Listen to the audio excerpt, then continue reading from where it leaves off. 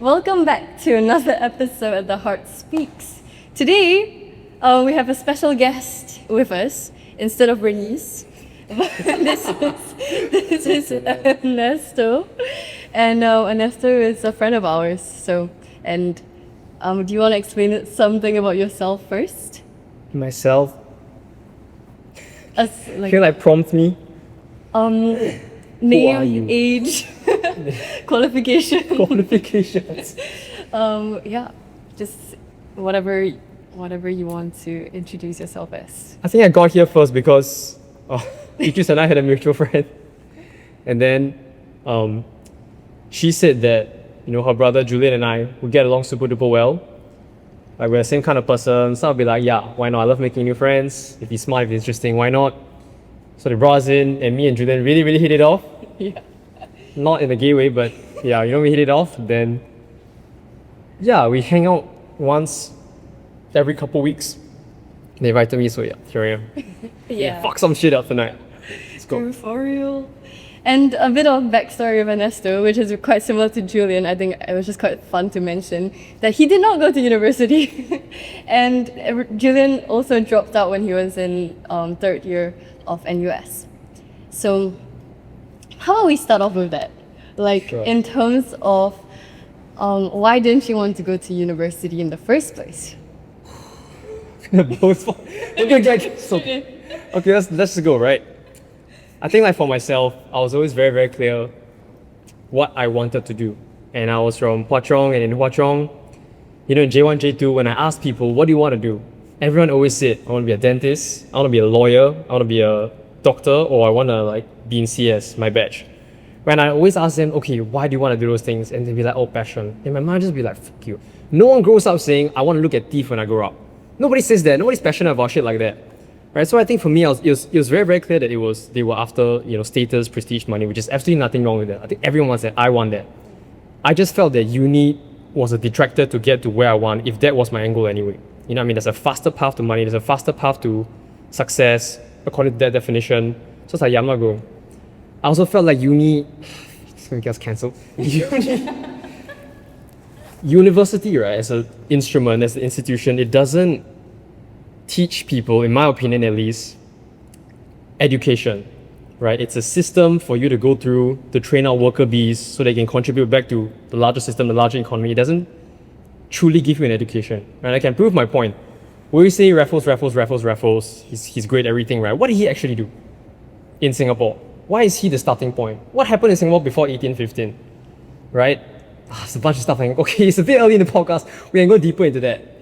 But isn't it strange that colony, right? Colonization it's like a bad word. It's a taboo term in most countries. But yet, Raffles was a colonizer, and we built statues of him, right? We name our best institutions after him: Raffles School, Raffles Hospital, Raffles Medical, etc., etc., etc. Like, why? I'm not saying he doesn't deserve it. I'm not saying it's wrong. I'm saying, isn't it strange that we put our colonizer on a pedestal? And motherfucker, he wasn't the one that did the work. He was like, fuck what, I think. Right? Who did all the work. So like, why do we romanticize him and put him on a pedestal like that? I'm not saying it's wrong. PAP, don't come after me. ISA, please, right? I'm just saying, yeah. And nobody talks about that in school. It's interesting. So, yeah. What's the purpose of education? To you? To me at least, I'm going to approach this from a personalized point of view, from a selfish point of view, right? It's larger than that. But selfishly, I think being smart is so cool.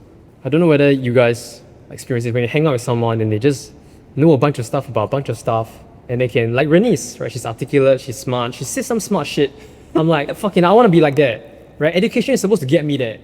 I see people who, they go to 4, 5, 6 years of school, they got fucking master, PhD, they're smart, right? But I listen to them, you're like, you're a fucking idiot. Like, you can't communicate your thoughts in a concise, succinct manner. And you're not interesting. I don't even want to listen to you. So I feel like education is for people to be smart.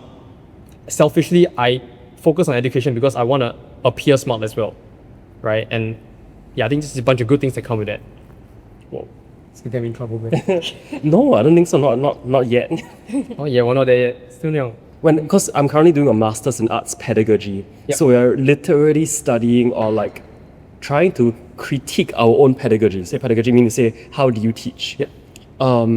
if let's say the goal is intelligence or like smartness, Yep. I wonder what smartness means, because if let's say in the most basic sense, Yep. I tell you something and you tell it back to me, you're learning rogue information. Yep. But of course you can synthesize it in your own way. But if you can repeat it after me, essentially that means you're smart. Like for example, did you know XYZ? For example, your fingernails color can tell you something about your heart. And oh shit, that's cool. Yeah. Then I can tell you exactly how via cardiology or liver diseases. Sure. That could be smart, right? But I'm guessing that there must be more than that, right? Because Yep. rogue information itself is still quite lame. Okay, that's fair. Yeah. And I would say especially in an age where AI is becoming increasingly powerful, then it's like, who cares about information? You can just chat GPT and get the answer. I think critical thinking is the most important thing that education is meant to give you. And that can only be reached, in my opinion, through debate, through conflict, through disagreement, through risking offending people. This is exactly what we're doing here. Hi. Right? I think it has to be there. And again, back to Beach's initial question about why didn't I go to uni, I feel like they don't encourage these kinds of conversations. They don't risk offending you, right? I think especially in Singapore, I get the usual talking points like, yeah, okay, we're a small country and like racial harmony is supposed to be safe. I get all that, I agree with that, but how can you bring people closer together if you don't debate or you don't discuss topics that are pertinent and in their minds? People always say like we have racial harmony. I think it's tolerance. It's not that we actually it's not that we actually love and respect other races, religions, cultures, etc. We just tolerate them, right? And I feel like, yeah, to get to the crux, to get people to truly see where they're coming from, it has to be through conversation. A lot of times it's stifled in Singapore, right? Amos-y, not a fan, I'm just saying, but, right, they didn't say what he said was wrong. They just said it was rude, right? They took down his videos. I always believe that the answer to bad speech is not censorship, it's just better speech. But just come up with a video and say why this guy's an idiot and he's wrong and what he said about Lee Kuan Yew was horrible, and leave it up there. Like, don't just hush it. You know, in school as well, I have a GP tutor. He's he's a good guy. Right? He told me that in 2000, I think 10 or 11, something like that. Because you know, in GP in school, we have like fixed topics. We have science and tech, we have discrimination and poverty, you have blah, blah, blah, blah. So one of the topics was terrorism. And I think in 2010 or 11 or 12, something like that, they removed it from the syllabus because of, you know, Maslama, Islamophobia, which I kind of understood, right? It makes sense why you would do that, although I don't agree with it. And if I'm not wrong, he told me, right, that in one of the recent years, the topic they removed from the GP syllabus was, you guys want to take a guess? In 2011, is it?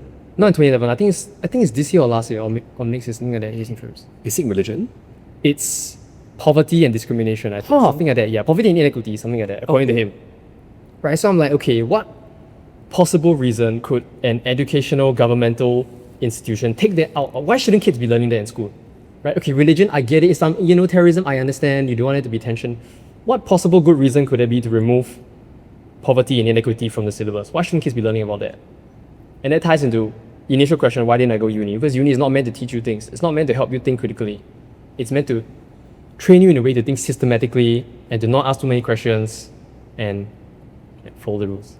Right. Actually, this is already very, very interesting. I mean, it's still all within the realm of education, but we're touching on something very powerful, I feel, which is politics in education. Yeah. Power in education.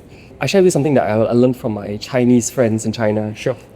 Who are huge fans of Xi Jinping, because they said that if we were to completely listen to, for example, influences from the West, or maybe just talk about the concept of teaching people about homosexuality, Yep. you cannot talk or promote or even fathom the existence of homosexuals, for example, in China, because people who are not educated feel that this is so far away. Like, think of like the farmers, rural people in the farmlands who have never heard of this before, and then the government says, for example, oh, as a progressive society, we've decided to allow gay sex. And then the farmers will go, what's that? I don't know what that means. And then they go, oh, it means a guy likes a guy. And then they'll go, my government is crazy. And then they will lose control of the, you know, like in bigger countries, always the villages that are far away from the capital have the least amount of control. So they've quickly found that, you know, you need a very hard hand to hold on to uneducated people, because there's no other way, because people are sheep, essentially. They'll just listen to whatever. And so the baseline of education and knowledge is usually that which I guess everybody can agree with, universally cannot be proven wrong.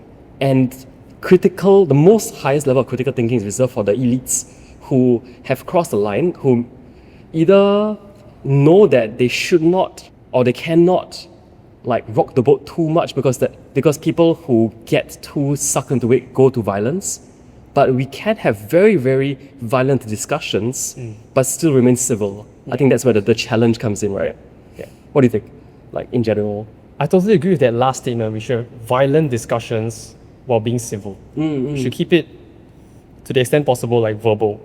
And to your point earlier about critical thinking is something reserved for the elites, I think that's super true as well. Right? And I also understand that that's why, to a degree, censorship has to be a thing. Because there's some people that can't think for themselves, or people who they get radicalized and they just like, fuck it, they pick up a gun, they go to some war-torn country, and right? They fall through the tracks, right? And you can't use better speech to get them out of it. So I understand that, but it's also a very dangerous slippery slope. Because now if you have a government or an elite class or ruling class deciding what can and can't be censored, then you're giving them too much control already, right? You can argue that like, oh, they're doing things for the betterment of society, but what if one day they're banning certain things because they just want to stay in charge? Tiananmen Square, for example, right? What is the good moral reason why citizens in China shouldn't be able to learn about that? World War II in Japan, what is the good moral reason why Japanese citizens can't learn about the atrocities of World War II? Right? That's just an example of government overreach. I'm censoring shit because I don't want you to say things that are bad for me. Right? So I still think between the two, which is not censorship at all. I think it's better. Yeah. Interesting. And I'm willing to risk certain people being rogue than to have government overreach. And it's gonna get us cancelled. I'm sorry. No, last episode of The Heart Speaks, gentlemen. This is the last one. There's a trade-off, isn't it? Like a trade-off between like order for society and then maybe a country that is very, very safe. Yep. Literally, for example, because you can have mad people going wild. Sure. But the consequence of very strong levels of censorship is anarchy, I guess, in many ways. No censorship, you mean? Or strong sorry. censorship? No censorship, yeah. Like no censorship, yeah. Okay, sure, yeah. Whereby I think there are other forces at play now that could just be, for example, really terrible influencers who know that like hate speech or you know very radical thinking gets people in the masses. So now it's as if like the power has shifted from the government who can say, you know, I'm trying to do this for society, to other influencers like oligarchs, you know, the kind of thing. Like That's true. So now someone else will take the throne, that sort of thing. And of course, you can fight like fire with fire. So you have another group of people that says, you know, guys, keep it rational. And I like to think of the philosophers of the Greek times, so the Socratic people, the students and the groups that followed Socrates, Aristotle, that sort of thing. They formed their institutions and said, you know, let's debate, discuss. There's that trade-off, yeah. Of course, we can discuss from a societal level, right? But I'm very curious to know about from the personal level, which means, do you feel a victim of censorship? Because you live in Singapore. I don't like the word victim, right? Because I don't see myself as a victim, right? But I will say that I'm constrained, as we all are, by censorship to some degree. Right? So again, in 2016 in school, for example, that was Trump and Hillary's first, election campaign. That was when Trump first ran. And I remember in school, in English class, we were always talking about like, is gun control right or wrong, good or bad? Is abortion good or bad? Is legalization of drugs good or bad? Is immigration good or bad? But when it came to like, for example, is God real or not real? And then suddenly it's like, whoa, we can't talk about these things. Right? So am I a victim? I don't see it as victimization, but I do see myself being boxed in by the parameters of censorship sometimes. There are some things that are like off limits, not just top down. Right? Sometimes you talk about something to someone, they'll be like, whoa, we can't discuss that. Yeah. I do feel like straight away, like given that question, is God real or not? It's a very big question that a lot of people are afraid to get into, because you can clearly tell what's the argument from both sides and who, I guess, will be pro or more in line with both sides. But then another question mark being like, we are now arguing in binaries. It's either for or against, and of course there's the grey. And I guess to me the question of how does the grey look like? And to those wondering, like I had this discussion literally with some principals of some schools recently about that same issue, which is students feel so scared to voice their opinions or thoughts, and then they're arguing that I'm being repressed by the system. But the system is there to kind of prevent anarchy because there are a lot of other powers they need to answer to. For example, parents. Parents getting very angry. Why are you teaching my kids radical thinking, that sort of thing? But not in the terrorist sort, but just a thinking that is a bit more controversial. Sure. So what exists outside binary, which is, and same for even my school system, like when I was learning about education. So we learned that education these days is very much linked to capitalism. Like We're trying to train people to think in a certain way to fit the capitalistic system. Sure. And then people are saying this is not good enough. Yep. Cool. So what exists outside? Is it anti-capitalism? And that's usually where people go. Since I'm brought up in capitalism, I can only see for or against. I cannot see outside because I don't know what exists outside. Interesting perspective, yeah. Yeah, and even for the question of like, does God exist or don't exist? To expand that question, we can say, what is God?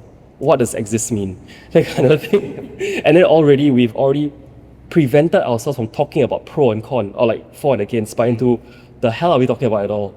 And then from there, a single answer can fit both, technically speaking. Yeah. Because we have different definitions of God. So that means we aren't even talking on the same plane at all. That's a good point. That's a good point. Yeah. You have something to say? You are bursting. I think it's not my time to say anything yet. I have a question, but before I ask that, like, do you have any like opinions or thoughts so far? Well, I think it's fun. I Hey. think you're right, yeah. My question to you, and why also I asked about the question of like, do you feel the effects of being in a system that has heavy censorship, for example? Even if you can claim it, but even if we feel any sort of censorship, there's effects to us. If I want to get up, then how? Like, I genuinely want to get up. Like, so you say critical thinking, I say, hell yeah, I wanna practice that. How do I get started? What do I do? Okay, we're going to be off tangent here. Okay, it's not off tangent, it is answering the question, but I don't know how you guys are going to feel about this. I truly believe the answer to that question is money. Because if you have no money, you can't think for yourselves.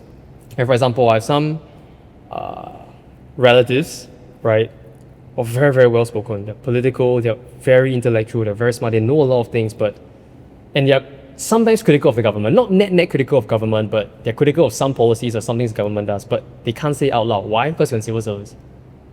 You can't bite the hand that feeds you, right? If I step a mortgage on you, a marriage, you've got expenses, you've got kids, you've got bills, fuck, you gotta think. You don't care about thinking for yourself, right? That kid somewhere in the Middle East being bombed, she doesn't give a fuck about politics, doesn't give a fuck about critical thinking. She's trying to get to his next meal. She's trying to see tomorrow, So I truly, truly believe that money is an insulator. Like once you have that, it will shield you and give you space to worry about things that you actually care about. People always say that money doesn't buy happiness. I agree with that. I don't think money buys happiness, but it buys you the ability to pursue what truly makes you happy. That's my opinion. Yeah. So if this is something you give a shit about, you can't do it unless you have resources. Yeah. So it sounds like not just money, but financial freedom. Yes. Because being a high-paid civil service position will give me plenty of money, but no freedom. Because I chained.